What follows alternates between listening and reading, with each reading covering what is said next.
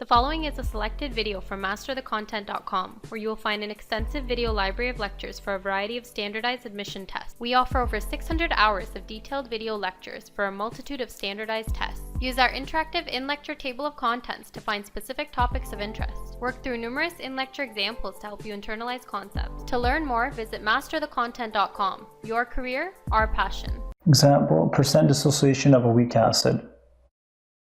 What is the percent dissociation of acetic acid when the initial concentration is 1.0 molar, 0.1 molar, and 0.01 molar? And the acid dissociation constant given to us is 1.8 times 10 to the power of negative 5. Okay, great.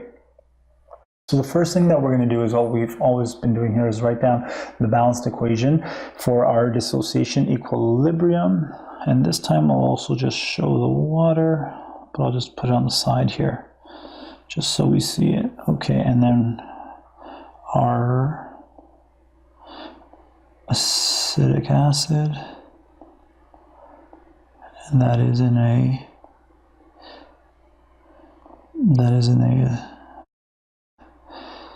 aqueous solution, giving us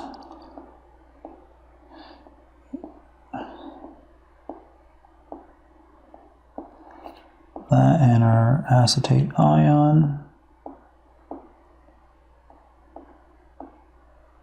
Perfect.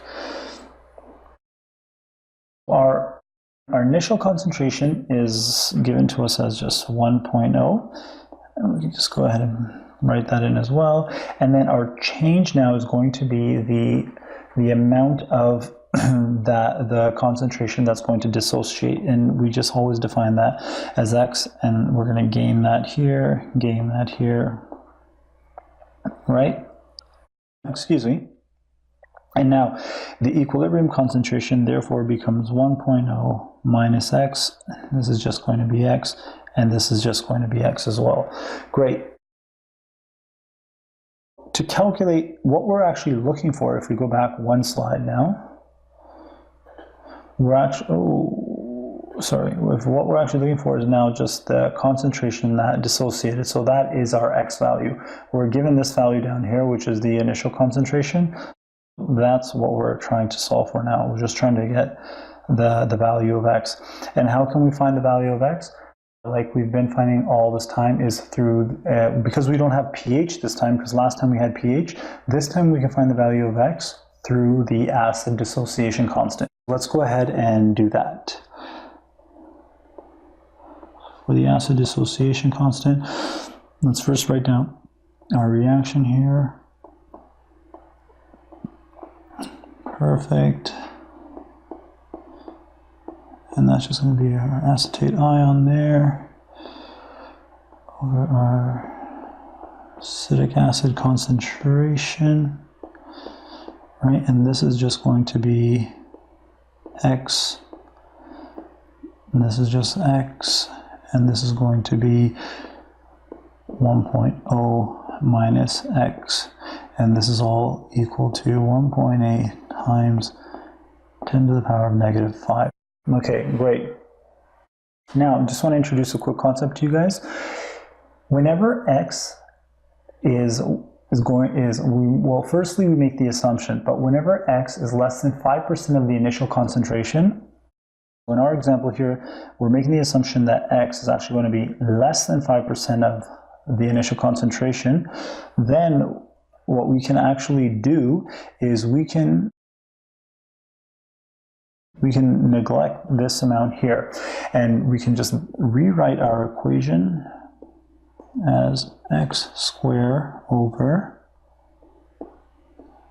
1.0, which is equivalent to 1.8 times 10 to the power of negative 5. Now, if we were to go ahead and solve this part, right, and we find that x is actually greater than 5% of the initial concentration, which is 1.0, then our assumption is not justified. However, if we go through this and we find that x is less than 5%, then our assumption is justified and you can take this route. Now let's go ahead and just solve for x.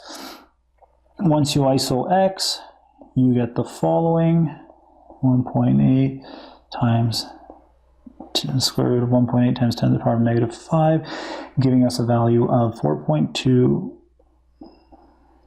times 10 to the power of negative 3.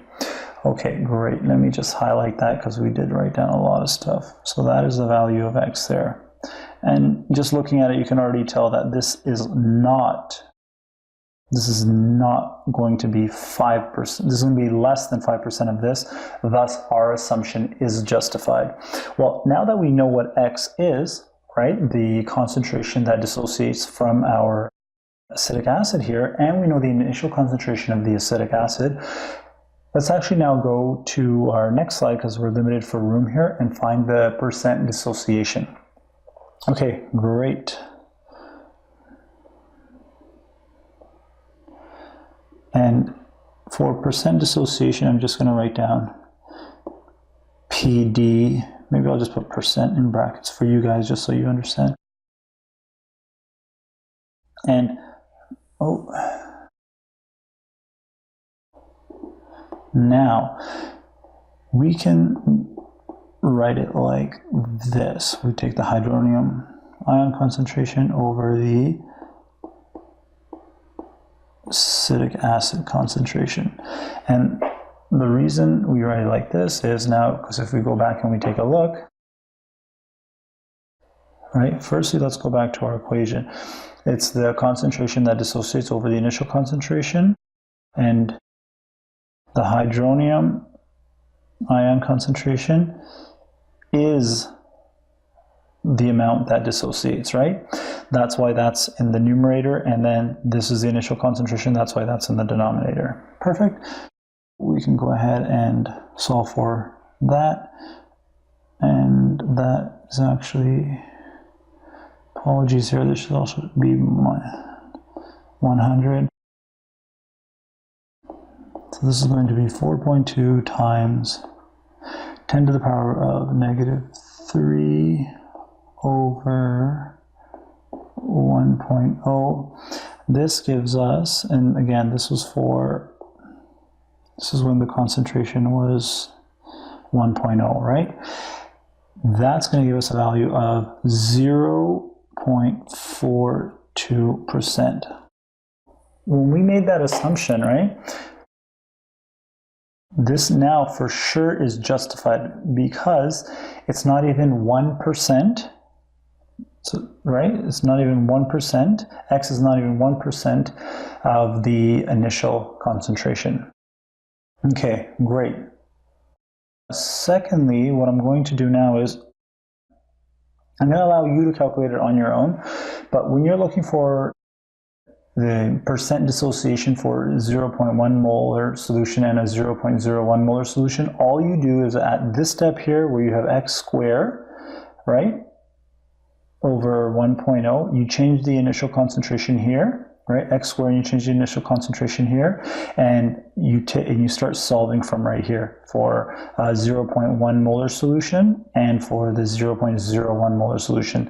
And once you do that, right, you'll get a value of, let me just write it down here for you. It's going to be 1.3%. You're also going, and then when you do it like this, for the next one, you're going to get a value of 4.2%. Wonderful. And there's something that I want to demonstrate to you guys, and that's why I'm going to allow you to calculate this and just get to my point. Okay, firstly, what we see here is when we go from 1.0 to 0.1 to 0.01, we see that the solution is becoming diluted. And as the solution is becoming more diluted, we're seeing that the percent dissociation is increasing, right? And furthermore, because this is less than 5%, that's why even for the 0.01, our assumption is being justified. Perfect. Just want to introduce that. Just want to reinforce that point to you guys. Now, getting back to what we were just talking about, because our solution is becoming more diluted, our percent dissociation is increasing. And now, if we go back a few slides, right here, we said that primarily for weak acids, percent dissociation increases with increasing dilution, right? And that's exactly what we're seeing here. That as our as our solution is becoming more diluted, our percent dissociation is increasing. Okay, wonderful. That brings us to the end of that question.